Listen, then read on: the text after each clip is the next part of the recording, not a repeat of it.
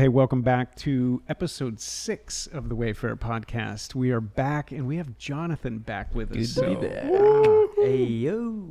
We missed you. Yeah, I miss you guys. I think everybody missed you. We got more comments on the last episode, like, where is Jonathan? I'm just kidding. We didn't. Riley was- Zero comments. I think people kept getting you and I confused. I could see that happening. True. There you go. We Asian heritage. super Lot of glad to have you back, Jonathan. Last time, it was I loved the conversation and benefited.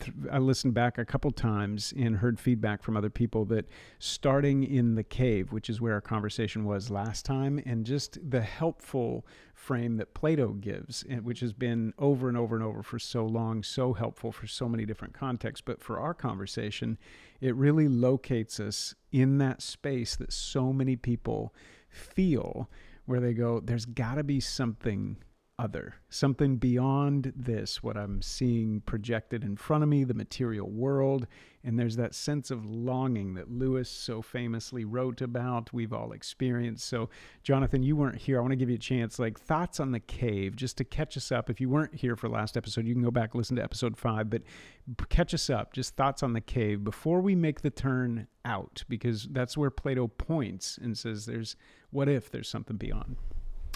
Yeah, I had a interesting conversation today with a friend, and she's like a beautiful soul, the kind of person that walks into a room and they just kind of light it up, like lots of energy, just like a positive, just a good person. And we had an interesting conversation. So there was a lot of frustrations she was dealing with, and this is something we've talked about before, where it's like the things you're worried about and all the struggles and conflicts aren't the actual issue. Like if you boil them down, there's something like that's the root of all those things. And so we were kind of going through everything that she was struggling with, and then as I asked her more questions and we got more into it, it kind of boiled down to like she's in the cave, and like it was like obvious, not to her but to me. And the thing she was facing was like she wasn't being seen, she didn't feel like she was being valued, and she felt alone. And like it was really kind of heartbreaking to see someone like that and not have any way out. And when she talked about it, I was trying to sort of it is in a professional workspace, so I can't just do like the Christian lingo, but we could talk about it. And she asked me like how do I do it, which was a good question. And the way it boiled down to was I could do it because like work and my job wasn't who I was. Like my life was not defined by that and what I could accomplish, but there was something outside of it. There was something beyond that was outside of the cave, and I could kind of give her that language. But I think so many people like her are just in there, and they're alone, and they're sad, and they need help, and they need a way out. Yeah. It's so crazy too, as you're describing that, like the office environment can feel like that, but our whole being can. We were talking about Hawaii, and when I was feeling very much in that space where there was nothing beyond, and I was like, is this all there is? Like I work, I play, I try to keep myself positive. Is this all there is? And I thought, man, I got to get out of my context. That'll get me out of it. So I went to Hawaii and I was like, that's for sure where I'm going to be outside of it. But I found out I was still there, and it was something beyond the material world. That's the longing. That's what you're pointing to, is transcendence. And in the cave, there isn't a reason to look up, but you have that instinct. And that's what's, I think, so haunting. Back to Charles Taylor's language, is he says we all have that natural instinct. And even in like crisis or fear, you have that like, where do you look? Like when you're in trouble, everybody kind of looks up. What are we looking for? There's this sense of beyondness in us. That's where I want to take the conversation tonight, is what happens when you cross that threshold and dare to risk leaving behind the security. And Plato talks about that, right? Like the cave provides some comfort, merit, reward, security. What if you dare to believe that something else is there beyond the material world? And have we ever encountered that where we actually step out and we risk it and we go, okay, I haven't done this before, but I'm going to look up. And even just that's figurative language, but I'm looking beyond. Sometimes it takes being in the wild to feel that sense of smallness. I know that's what it was like to me, but I'm curious, it doesn't always have to be in the wild. When's the last time you had a sense that you were kind of outside of that cave and you knew you were haunted, you were unsettled? There's a great theologian named Rudolf Otto, wrote the book, Idea of the Holy, book recommendation, boom. He writes this idea of numenos, this unsettled feeling that there's something wholly other. When's the last time you can go back in your story and go, I remember a moment where I was aware keenly that there was a being much greater than myself? That's a deep question you dumped on us. I know. I feel like I always get it if I'm like standing on like the edge of the ocean, like standing where the waves are crashing, and just like if it's a quiet moment, like nobody really else is around, I'm just like looking out. It's just so gigantic. Yeah. Like it's so massive that it's like really hard to like wrap your mind around. And I think in a lot of those moments, I'll sit there and just kind of get quiet and just try to listen. And it's like in that, it's like, it feels weird. You're like, doesn't feel like a normal moment. Why is it so unique of a situation? Most powerful coastline you've ever found yourself in? I've been on the West Coast before, but Good answer. I feel There's only one correct answer in Zach's mind. I've been on the West Coast, but I feel like I've spent most of the time on the East Coast, so that's when I've like I think had more of those Felt moments. it. Sure. But I've like climbed some rocks on the West Coast, and just like you're like over the ocean. It's like this is insane. Yeah. In Oregon?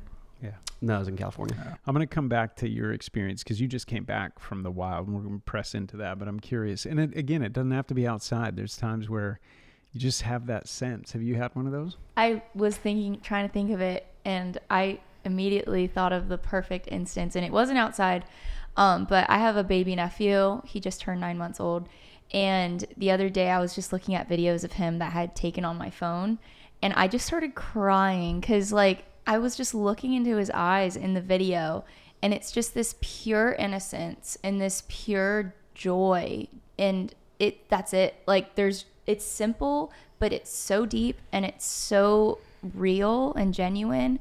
And so whenever I look at my nephew's eyes or whenever I look at videos of him, like I just feel so emotional because I just want to emulate that beauty that he's seeing in this world, because he is by no means tainted. He's only surrounded by love and goodness, and he was born into this world being good and just being loving.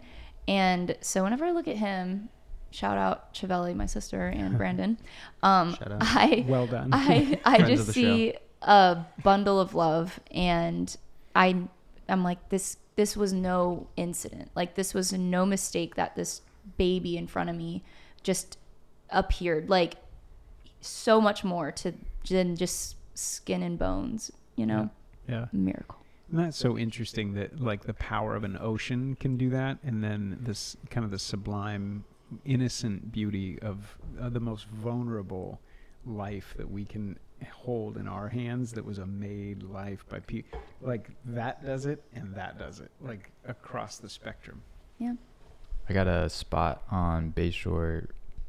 There's like a staircase that leads down to the water towards the end of it. Yeah. And if you go, I'll go sit down there at night, and at night the streetlights will cast a shadow. So along the water there's a shadow, and right on the edge of the shadow there's a lot of fish there, and prey will sit in the shadows and wait for a fish to swim by and jump out and grab it. And I'll be sitting there, and like a dolphin will come from me to Katya and just swim right by me and fly by and like eat fish.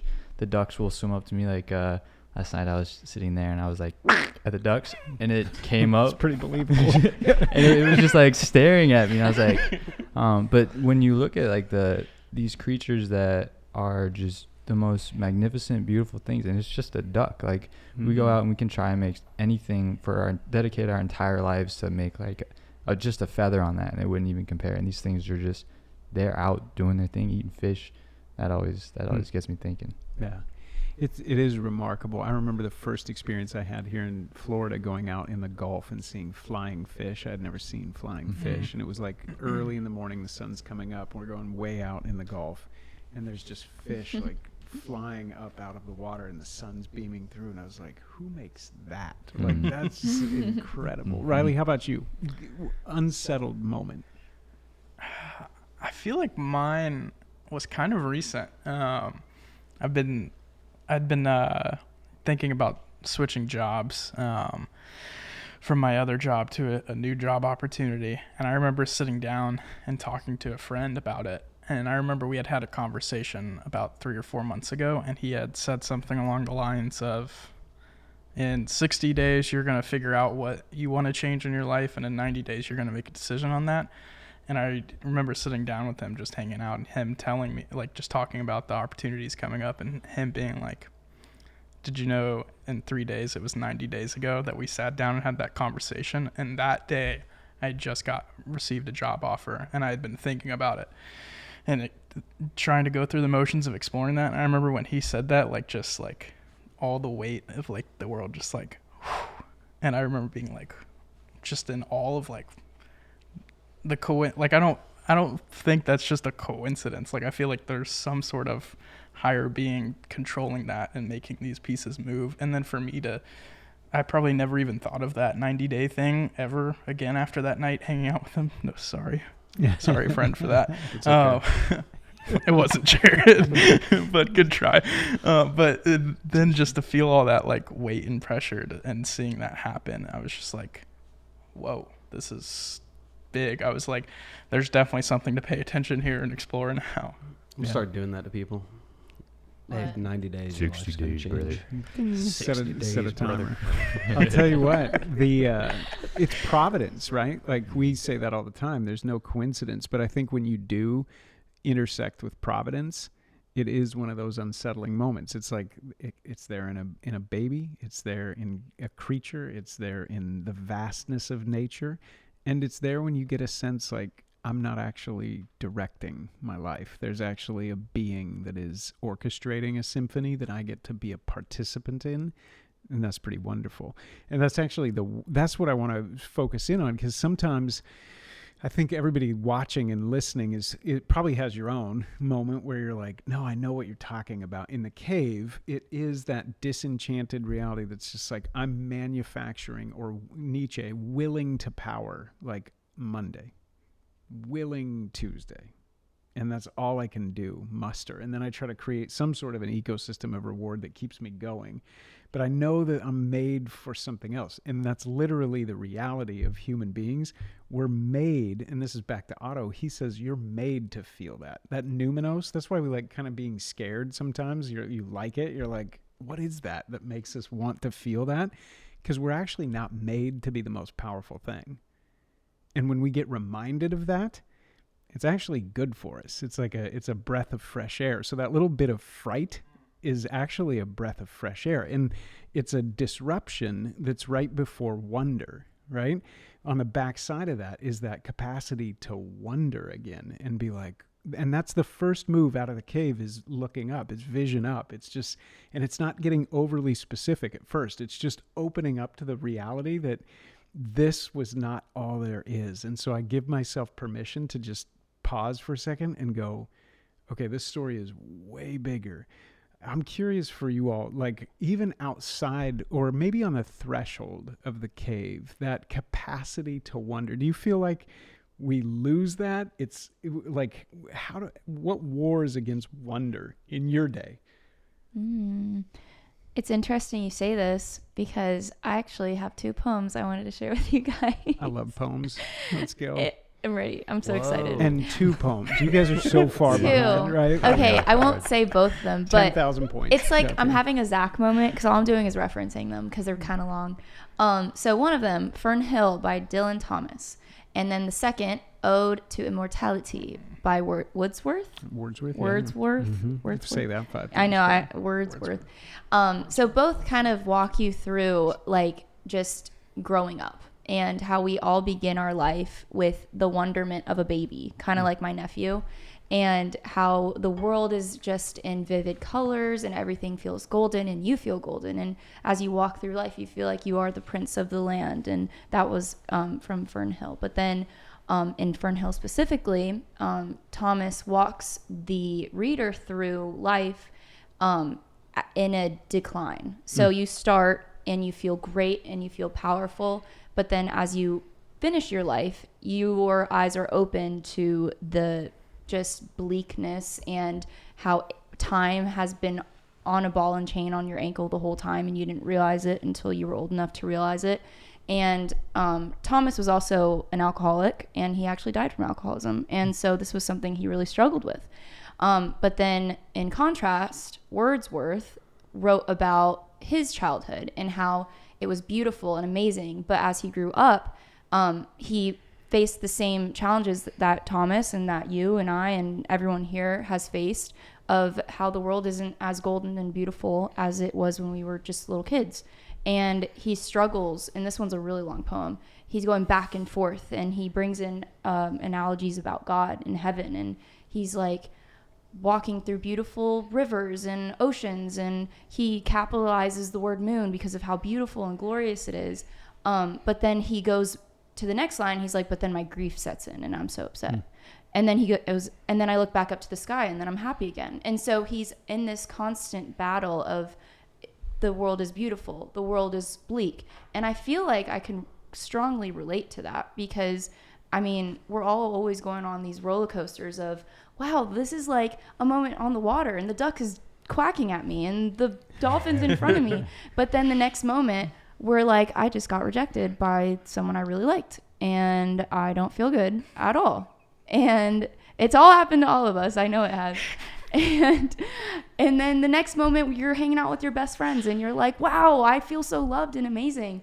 And so that's literally what Wordsworth is walking you through. And he teaches the reader that you can find wisdom and beauty in that childhood enchantment. And you have to go back into it and connect back with nature. And so I think, to tie back into that wonderment question, it's kind of like what Wordsworth is saying. Like, as long as we have the wisdom and maturity to, you know, thread the needle back into when we were 5 or 6 and be able to put on our glasses again and see the world through maybe like my nephew's eyes, or even trying to remember your bestest memory as a child, and try to root back that wonderment, because I think it's completely possible to transcend your moment and see your reality through the eyes of my nephew. Yeah. Yeah. No, I'm with you. I think that's the whole goal. I'll circle back to it, because Lewis writes on bikes, and he describes almost the process that you're describing there with Wordsworth's poem. But how about you guys? Like, do you feel like that sense of wonder ebbs and flows? What in your life is kind of pulled against that?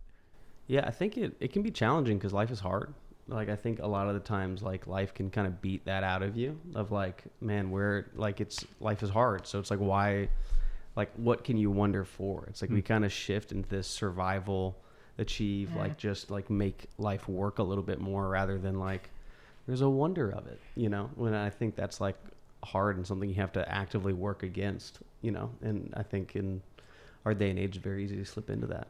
When you were talking about the poems, it reminded me of like the Psalms, of like David constantly being like up and down, up and around, like full of emotion all the time. And I think, you know, that's a little bit what people go through, is that kind of up and downness. But I think, you know, trying to go through that is an important thing, and you can get back to that wonder if you kind of work at it. But I think it's hard. Yeah. It's not a closed system. I think that's what you're pointing to, and what I hope is coming out of this conversation is it is possible, because life is. I mean, right now we have 2 friends that are on hospice care, nearing the end of their life. We have friends who are grieving the loss of a child. We have people who are literally dealing with cancer diagnosis, and it's just in our sphere. You have that. Everybody watching has it. So life is hard.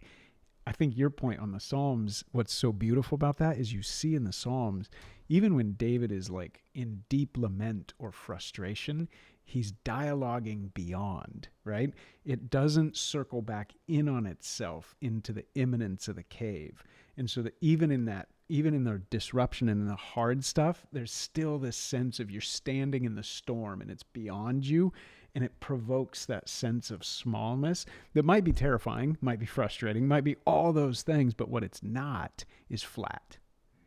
And that flatness is what we're trying to challenge and say, like, there is something. It may not be perfect. It's not all roses. It's not all flowers and Valentine's Day, but it is different. It's other. And I love that about the Psalms, that you can taste it and say life is hard, and it can still be wonder-filled. Absolutely. When it's hard and you're hitting your head on the ceiling of the cave, it's like, man, what's the point? Where is this going? Yeah. And I think that's where I think a lot of people find themselves. Is like they're not necessarily in chains sitting on the ground of the cave. It's like, no, it's like they've gotten up from that, but it's like they don't know where to go. Yeah. I think that little move from wonder-filled and wonder, like, it's not all wonderful. It's not going to be all wonderful. It's just not.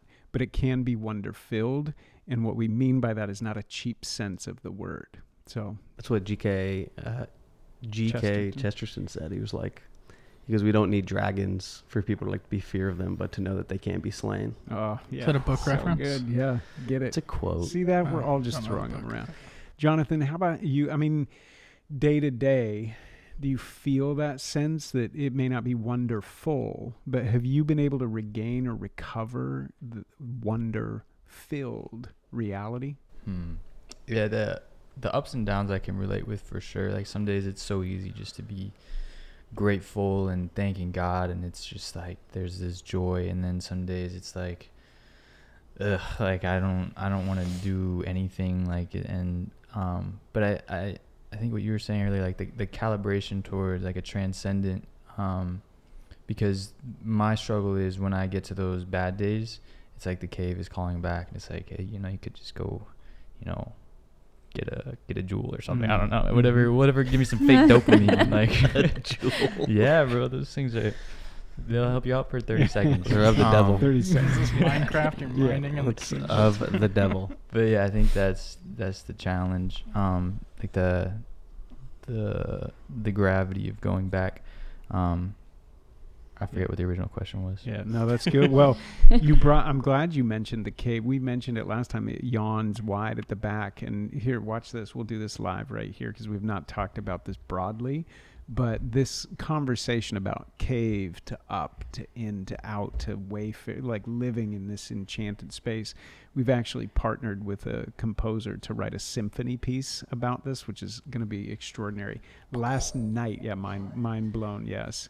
Unbelievable. So Constantine, keep working. We're all so excited. But last night I got delivered to my inbox, the first movement, which is the cave.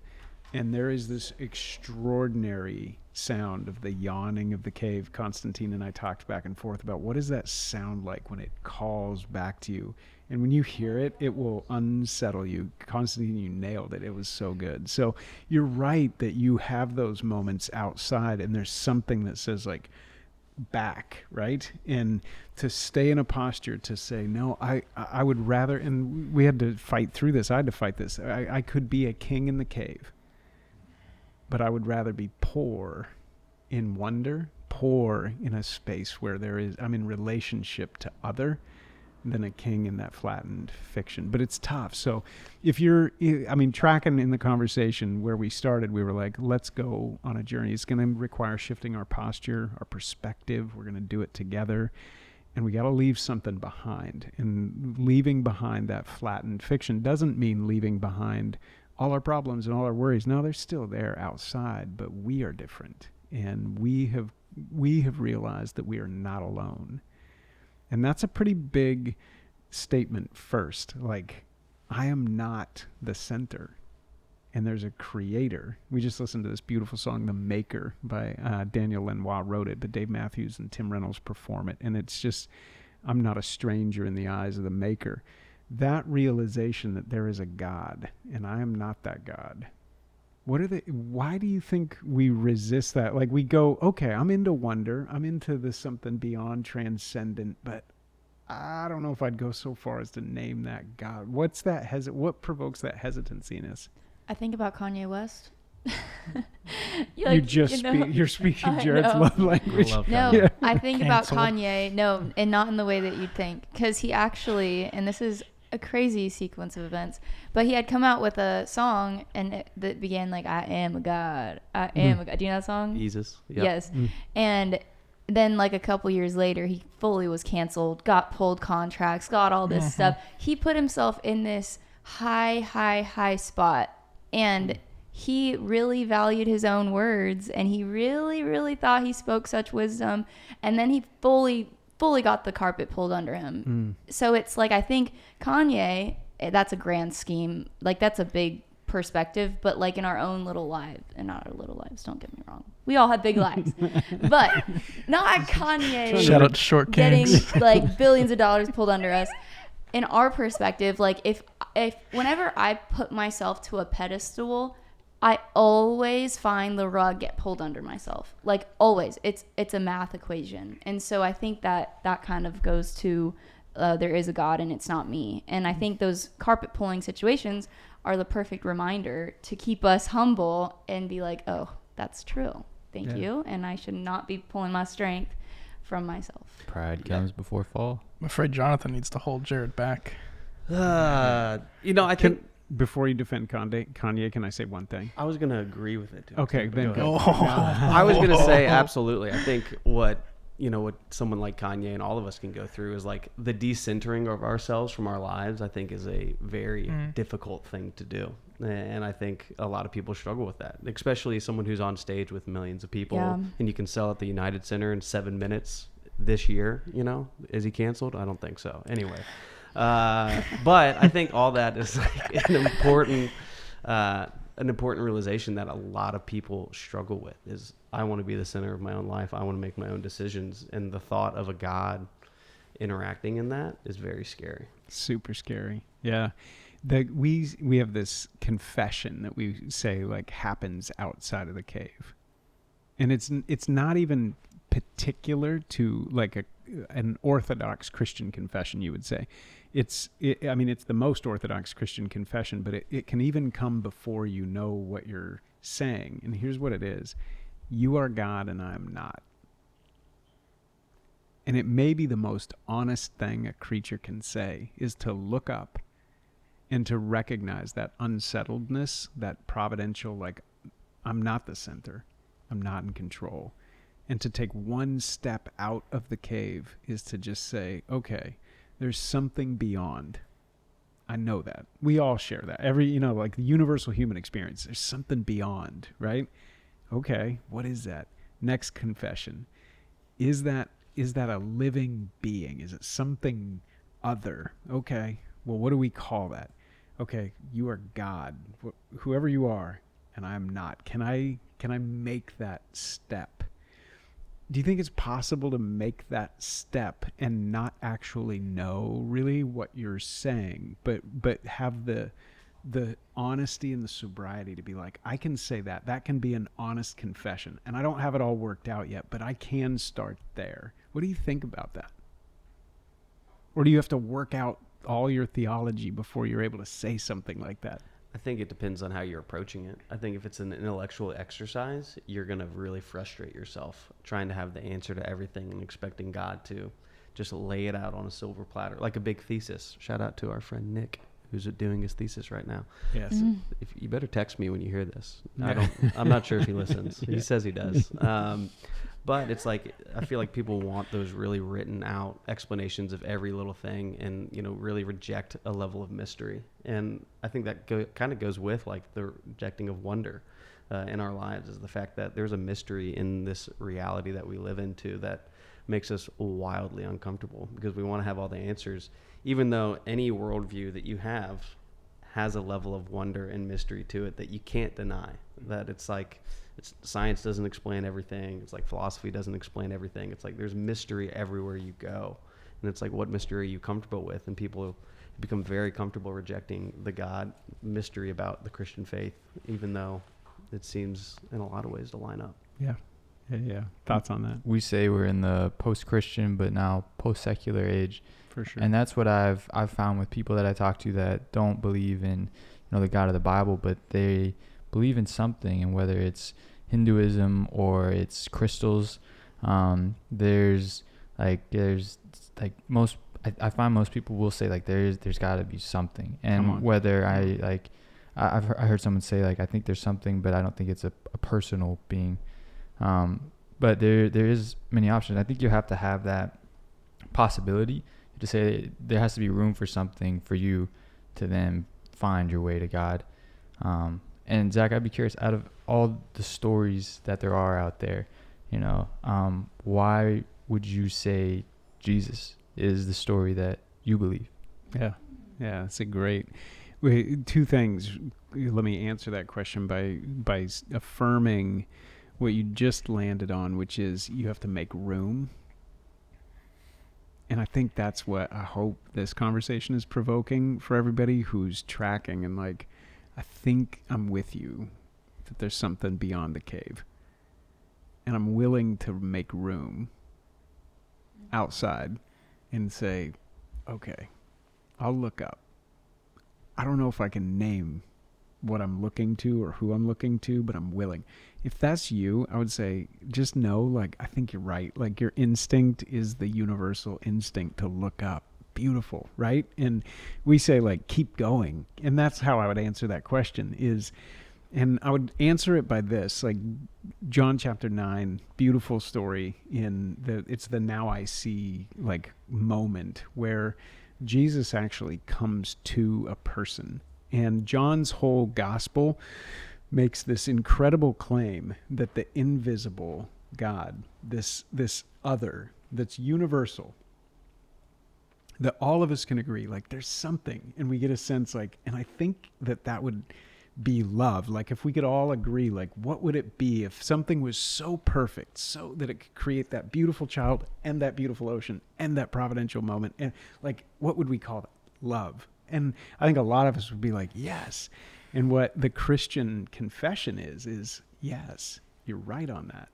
That there is like a net that's surrounding reality, like you're nested within a pre-existent, eternal, beginning, without end, like being reality of love. Yes. Okay.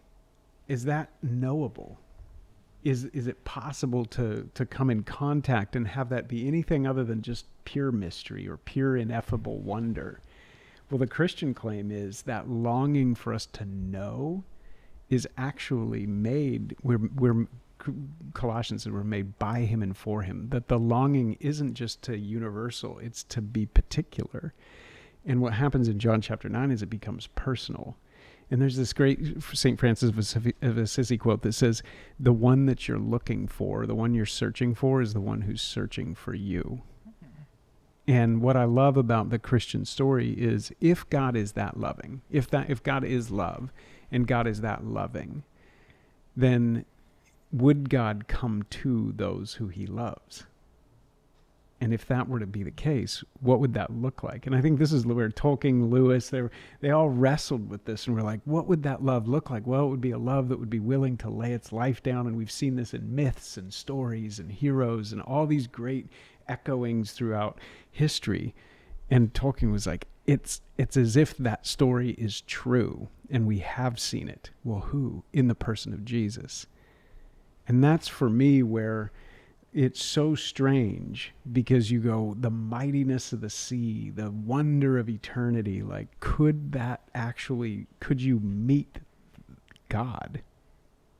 And the Christian story is God wants to meet you so much that he took on flesh so that you could know him, so that instinct to personal union and communion could actually find its aim, and not just with a question mark, but with like the particular and personal love of God coming directly to you. And that's what's stunning to me.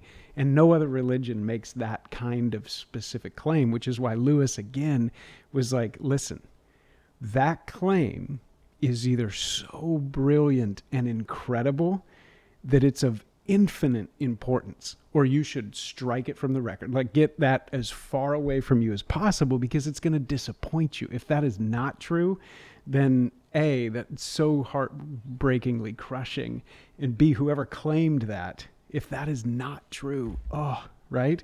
Woe to them. And that's why Paul was like, I'm banking the entire thing on the resurrection, because that claim is so extraordinary that if that is God, then he would have to demonstrate that so undeniably. And he's like, that's why it hangs on the resurrection. Our whole faith is right there, right? So I don't know if that even answers your question, but I get so excited. Yeah.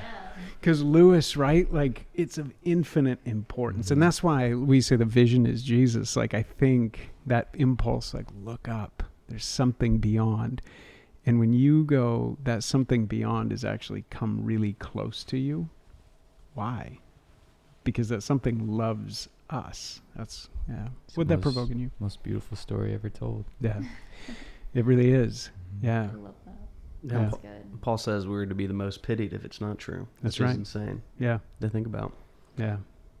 Well, because a love like that, we talk about being leveled and lifted. And I know we got to be careful with our time. So we'll maybe circle in on this just for tonight, because I think this is, again, we say long, slow, deep.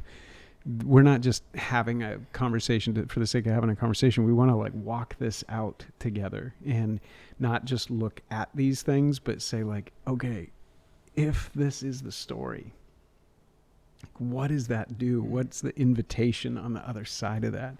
And if you can know God and that sense of wonder and unsettledness can really bring you to a desire to know God, and then God actually reciprocates. And Scripture talks about this, like, if you draw near to me, I'll draw near to you. So if tonight you're like, I don't know if I can say Jesus, but I know I can go to the edge of the Atlantic and say, you are God, I am not. And here's what I would challenge all of us is, if that's where you're at, just go do that. Or maybe in your backyard, just go sit down in the backyard, go down to Bayshore, go wherever that place is and say, I'm ready to say you are God, I'm not. And if you're there, I want to draw near to you. Because Scripture says God's going to draw near. If you draw near to him, he'll draw near to you. Yeah, I think that's hard though, because I feel like there's probably somebody, because I feel like I've been there before, been like, all right, God, you're God, I'm not. What's up? Let's go. And then he might not show up in those moments, because it's like there's a almost like laying down of your heart a little bit of like you can't just come and it's not like DDR, it's not like Netflix where you can just like pull up the God program and hit play. Like there's a lot of heart work that has to go into that, of like an actual surrender to God. So what would you say to that person that's like, all right, well, like I'm open to it, whatever, like where is God in this moment? Like why isn't he just, all right, God, you're God, I'm not, huh? And you don't feel anything. Like I've been there. I've been there where I've been frustrated with God and been like, all right, God, where are you at? What are you going to do? Yeah. And then he's not. And you're like banging your head against the cave. Yeah, that's such a good question. I think I've been there like in that space. And I think what I had to realize is when I'm making those demands, I haven't yet given up my position yet. I'm still the one demanding, And so it's that, am I willing to say, you are God, I'm not, full stop. And I'm going to wait and open myself up and just surrender right there. You said the word. It's a surrender that says, I'm not making a demand on you that you do anything for me. I'm literally taking a posture of faith. And this Scripture challenges this. It says faith is being sure of what you hope for and certain of what you do not see. And Jesus even challenged us and was like, hey, you all believe because you see, like, blessed is the one who's willing to sit down tonight and go, I'm going to take you at your word that you exist. And how do I know it? Because that fish, like there's no possible way there's that much order. I'm surrounded by, and see, here's the thing, right? And I'll let you fire back because I know that space and that tension. But the story is like, remember who you're talking to. That's such a great song, a line from a song. But remember that you're nested within an ordered creation where the sea stops at a certain particular point. The heavens declare the glory of God. Your breath has lungs. Like even the ability to reason and wonder and say out loud, like we're nested. We're being held, right, by the very hands that we're wondering if they're there, right? And so I think that there is there's a surrender to push into. That's what I would say, is just practice that posture of surrender and say, I'm not going to make any demands. Maybe it's a complete posture of surrender to say, okay, Yeah. I believe. I'll jump in on that. Jump in. Real quick. Fire because back. I feel like that exact same thing is really how I got to claim my own faith. It was like at the brink of me being like, I feel like I have no purpose. I specifically remember it. I was a freshman in college. I didn't feel like I had a place. I didn't feel like I had a group of people that I could feel embraced with. And I just felt completely lonely. And I remember just crying, and I went to church by myself. No one was in the church. And I sat in the front pew, and I looked up at the cross, and I said, God, I don't want to hold this anymore. I want you to like just take my life for you. Like, I don't want to hold this anymore, because that was what I was always taught as a cradle Catholic. They were like, once you give your life to God, that's when everything good's going to happen. And so I did that. And I'll tell you something. I did not enter into Rainbows and Butterflies moment. I entered in probably the most formative 2 years of my life. And I think I've mentioned this to you guys, where I saw real life. I had been kind of protected and guarded my whole life. So entering into just turbulations of relationships and encountering different substances around me and seeing just life in the raw, and God showed me what it was to live without him, and I really so wanted to have him back in. And so when I said, God, I'm ready, he said, okay, well, we're going to go on a ride. And he taught me what it meant to love and what it meant to only take love from him. And I see that now, but I didn't see that as I was walking through. So Zach's advice of just stick it through, like keep holding on, because I promise you will see the end goal one day. And I mean, you might not feel like you're in that moment right now, but I promise if you just keep going. And it's like, I think of a boxer. There's a song by Simon and Garfunkel, and it says, you know the song? It's an old song. Only old people. It's an old song, and it said the fighter left, but is it the fighter left and the boxer still remains? So it's like you stop trying to control your life, but that doesn't mean you stopped fighting for something good. And so I don't know what the thing was, but that's pretty much the message. So I just say keep fighting and keep hunching forward, because like I said, in every successful story, like I think having mentors, in just, even if you don't know them, most of my mentors, I don't know. They're from different states. I follow them on Instagram. I read about them, and you just see how their life persevered, and just seeing that example of if they could do it, I can do it, because they're just as mortal as I am. And so, I mean, I know there's no real mere mortals, of course, but I guess that would be my advice for someone who's walking through, is Riley laughing? Someone who's walking through a moment and they're really fighting for the best version of their life, but they feel like they're in a hole and they don't think that they are valuable enough to live a life like that. I say keep going, because there have been people who've been brought to a glorious standpoint who you would never think that they'd be in that light. Yeah. So Yeah. that's what I'd say. I love the idea too, that in that moment, and I love the weight of what you're talking about. And for everybody who's like, I've been there, right? I've been there. And you say, okay, I surrender. You are God, I am not. And I want to know you. And then I think what Kantia is saying is, and Lewis would agree with this, is you walk in the direction of your hope. I mean, we literally say that that's the wayfaring journey, is walking in the direction of your hope. It's to embody that reality and say, okay. And even in that confession, what you're saying is the breath and the verbalization, the ability to know and to name, you are God, I am not. That capacity, I'm choosing to believe right now that is not an accident, that my rationality, my desire and yearning for you, none of that is an accident. So that right there is the evidence already that there is a being that I'm made in the image of, because there's something in me that yearns for them. And so I'm going to walk in the direction of my hope. And that's faith, is to say, I already have the evidence, even just right here, because the design itself says it's not an accident for me to have that longing. So fire back.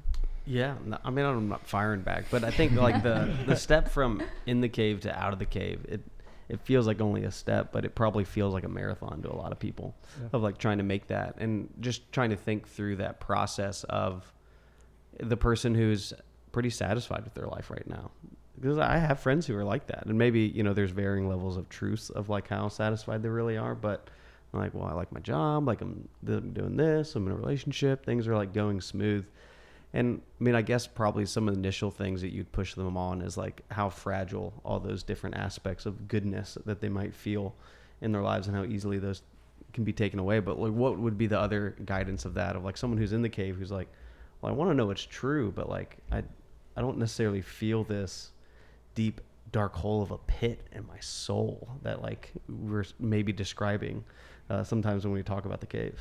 Oh, I love good questions tonight, right? Like, I'll just say yesterday was Valentine's Day, but it was also Ash Wednesday, and that's why the church for so long has had this practice of taking ashes that are, you know, in some traditions the palm branches are burned, and so these are the ashes of our own confession that like you are God, right?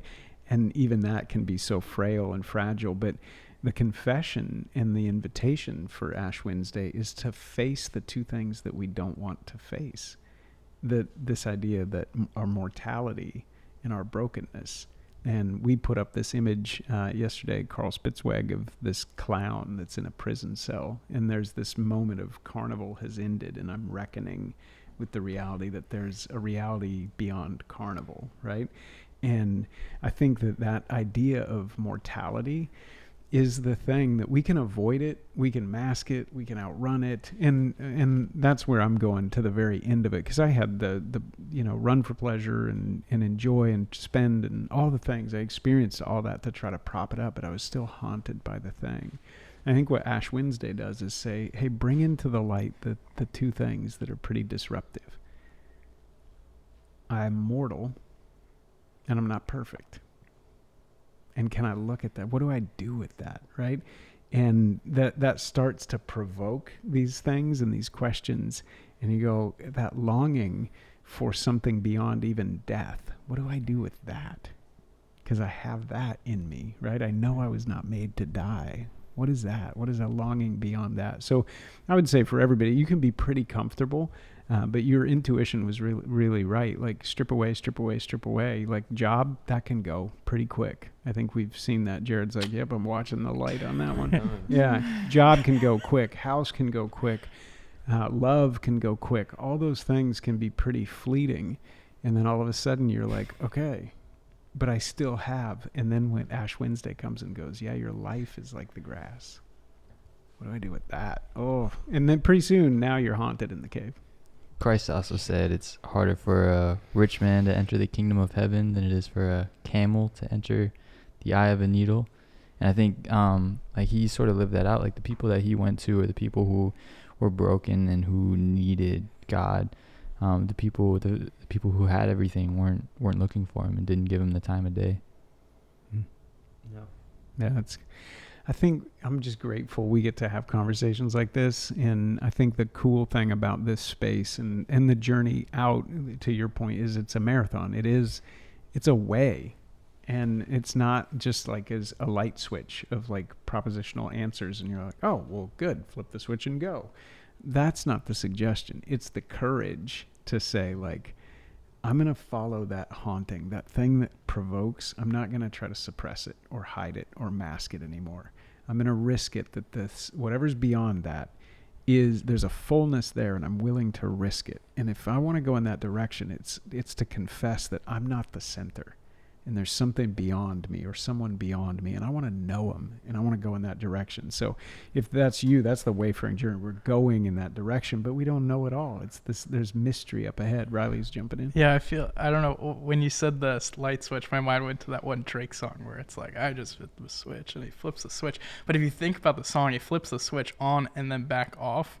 And I just thought of that. Never really thought about that. But thinking of that, it's like stepping out of the cave. Like you may step out of the cave and take one look and then turn right back around and walk right back into the cave. Like we spent like all last episode talking about the cave and a little bit more this episode and like what's outside of the cave. And you may like be stepping out of the cave right now and you may want to just step right back in, like just like the light switch, like flip it. As easy as it is to flip it on, it's just as easy to flip it off, I feel like. And so if you're in that season, I feel like don't flip it back off. Don't walk back into the cave. Like we're talking about that that wonder, that sense of what's beyond. Like explore that. I feel like that's my little bit of encouragement. Yeah, I feel like we so often want it to be like the Matrix, where we just get to pick the red pill, and then all of a sudden it's like, oh my gosh, we're in a different reality. Like boom. But I think it takes a little bit more of a journey, you know. And sometimes it happens fast, you know. But I think other times it's like, man, it's a journey of, you know, walking towards it, which, you know, you're not going to get necessarily this instant gratification. It's not like this flip the switch, enjoy forever, you know. Like I think there's a fullness of human experience that you get within the Christian faith that's explainable, you know. I think that's one of the biggest things I would say outside of faith. It's like it's hard to explain why we get sad and why things are hard, and, you know, what's the point of it all. And, you know, that's what, you know, this journey is hopefully going to explore even more, is like digging into that and, you know, trying to understand that at a broader level. And don't be surprised if you get to mile 13 and you haven't gotten, you know, maybe all your questions answered at that point. I think the most just like we say, we never have all the answers. Like we're on this journey together. We don't know all the answers. So if you're here for all the answers, you're watching or listening to the wrong podcast. Wrong show. Just so you know. Turn the channel. Yeah. No, I was going to say that's why I love our faith, just because we have tools that we've been given to by Jesus.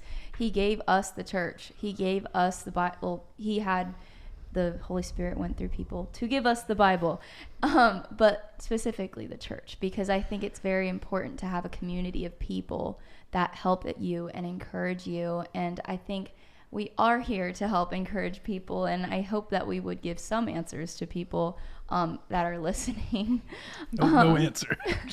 So I think that's like the one thing, because we're talking and it's very brooding to think, okay, yes, you are God and I'm not. And it's scary to think now I'm going to go on to this journey where God's going to now carve all these things into me. And it's not painless to learn lessons. It is very difficult to walk through that. So know that Jesus gave us tools as humans to walk through and know that we're not doing this by ourselves. And it's not just things we can't see or can't hear or can't smell. Like we have things, like I said, whether it's you pray, practicing how to pray, or you go and you join a Bible study and you learn scripture and you learn the lessons that Jesus gave in the New Testament of how we can live our life in a more modern world, or whatever you like, whatever you fancy, Jesus gave it to us. Yeah. So that's another little piece of encouragement if you need it. Yeah, no, it's so good. You're not alone. And if you need it. And hey, that's what I love the conversation, right? We don't have all the answers, but we have some answers. Mm-hmm. And what a beautiful thing. That's the difference between wandering and wayfaring. Like it's not just an aimless, I don't know, shotgun in the dark. It is wayfaring, and it's mystery. And so there's that beautiful reality. I think what we'll do is maybe leave a cliffhanger for this one, because the reality is outside the cave, we learn to look up. There's something beyond us. You are God, I'm not. And I've got to start maybe taking my time to let that really sink in reality, to not make a confession too quick, like, oh, I know exactly who you are. Because often we stop too soon. And Lewis, again, reality is iconoclastic. It'll shatter that cheap image of God that you build really fast. God will show himself to be way beyond that quick one, right? So it's okay to actually go long, slow, deep and say, I think I'm in. I want to know God for real. And so I'm in, like long, slow, deep. And it's not going to be perfect. It's not going to be all wonderful. And there's a beautiful scripture that says, I don't know what to do, but my eyes are on you. And I love that. Like, I don't know what to do. I'm outside of the cave, but I'm in a circumstance that does not feel all sorted, right? And I don't know what to do. but I do know where to look. I do know that impulse, and I'm going to trust it, that God, you are there, and you're not silent, to use Schaefer. You're there, and I can know you. So I'm going to walk in the direction of my hope. I'm going to keep wayfaring towards you. I'm going to keep following your voice. So we'll pull on that. Like, what does it look like to keep looking up, even in those moments of pain? We'll pick the conversation up next time, but maybe some practical takeaways. I like what you did there at the end, Katia, that first, if you've maybe lost that sense of wonder, go outside. We say go out in the wild and be small. Go find your version of Bayshore and just wonder for a bit. Let yourself wonder again at how big the story really is, and how wonderful even your ability to take a deep breath is, and to experience joy, to experience pain. You said that last episode, like the very fact that I can have these feelings is evidence that there's something knowable and that it's meaningful to know it. So let's do this. Let's practice putting ourselves back in a position of wonder. Then take advantage of the two great books that Katia just mentioned. The created world. Heaven declares the glory of God. Like, what a gorgeous gift that God is not silent. So pay attention to nature. God is speaking through his creation. And go pick up a Bible. And if you don't have one, message us and we'll ship you one. Amazon's super efficient and we'll get it to you quick. But message us, because you do, when you want that pursuit to go, hey, I want to draw near to you. Okay, look to creation and then open that Bible and let him draw you in. And I would say, if you don't know where to start, go to John. The Gospel of John's beautiful. The Psalms are beautiful. Just find your way there and keep walking. And then the final thing is, don't do it alone. This Wayfair podcast conversation can be one place that you can find that friendship, but message us again, even if you're in a different state, and we'll walk through it with you to try to find community for you. So I think that's a good place to leave it. What do you think? Pick it up next time and talk about what does it look like to keep looking up, even when it's difficult, really, really difficult. And what do we do with that? What happens to our faith as we pass through that? Yeah, sounds good. to me. Beautiful. All right, here you go. Never alone. Walking on. Walk on. There you go. on. That worked out just well. Boom. Boom.